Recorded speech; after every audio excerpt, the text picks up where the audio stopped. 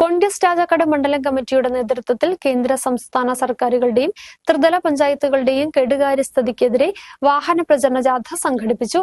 മണ്ഡലം പ്രസിഡന്റ് ജോഷി കന്യാക്കുഴി നയിക്കുന്ന കുറ്റവിചാരണ വാഹന ജാഥയുടെ ഉദ്ഘാടനം രാജാക്കാട് പഴയവിടുതിയിൽ KPCC മെമ്പർ R ബാലൻപിള്ള ഉദ്ഘാടനം ചെയ്തു.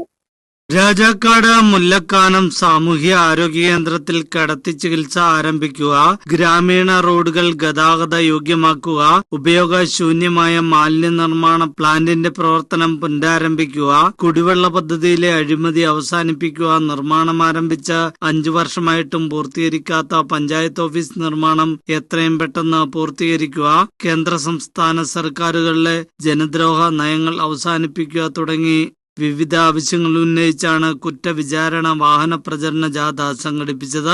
രാജാക്കാട് പഴയവിടുതിയിൽ നിന്നും ആരംഭിച്ച വാഹന പ്രചരണ ജാഥയുടെ ഉദ്ഘാടനം KPCC മെമ്പർ R ബാലൻപിള്ള നിർവഹിച്ചു. പഞ്ചായത്തിൽ LDFന്റെ നേതൃത്വത്തിലുള്ള പാർട്ടി അജണ്ടയാണ് നടപ്പിലാക്കുന്നതെന്ന് അദ്ദേഹം കുറ്റപ്പെടുത്തി. പഞ്ചായത്തിലെ എല്ലാവരെയും ഒരുപോലെയാണ് കാണുന്നത് എന്നൊക്കെ പറഞ്ഞ് അധികാരത്തിൽ വരുമ്പോഴും സത്യപ്രതിജ്ഞ ചെയ്ത് വരുമ്പോഴും എല്ലാം നല്ല കാര്യങ്ങളാണെന്ന് ജനങ്ങൾ ചിന്തിക്കും.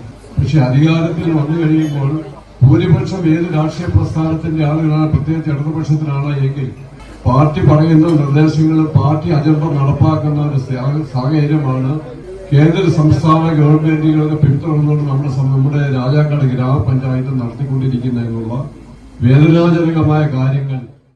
UDF നിയോജക മണ്ഡലം കൺവീനർ ബെന്നി തുണ്ടത്തിൽ മുഖ്യ പ്രഭാഷണം നടത്തി.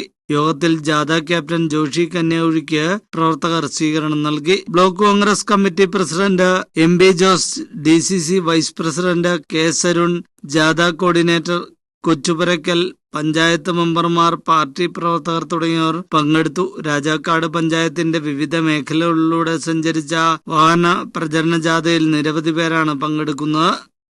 ന്യൂസ് ബ്യൂറോ, രാജകുമാരി.